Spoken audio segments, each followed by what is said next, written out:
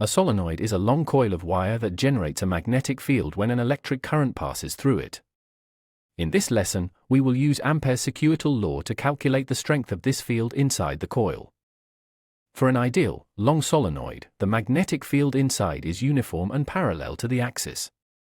Outside the solenoid, the magnetic field is weak enough to be considered zero. This simplification is key for our derivation. Ampere's Circuital law states that the line integral of the magnetic field around a closed loop is equal to the vacuum permeability, μ0, multiplied by the total current enclosed by that loop. To apply the law, we define a rectangular Amperian loop, ABCD. Segment AB of length L lies inside the solenoid, while the opposite segment CD is outside. The side segments BCs and DAs connect them. First, we evaluate the integral along segment AB. Since the magnetic field B is parallel to this path, the dot product simplifies to B times the length L.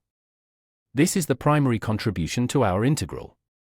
Next, we look at segments BC and DA. These paths are perpendicular to the magnetic field. Because the cosine of 90 degrees is 0, the line integral along these two segments is 0. Finally, segment CD is located outside the solenoid where the magnetic field is 0.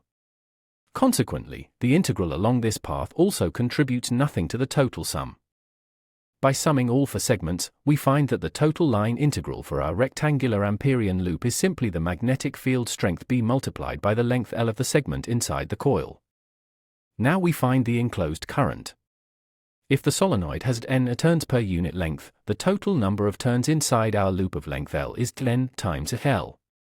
Therefore, the total enclosed current is n times L times the current I in each turn. We now substitute our results back into Ampere's law.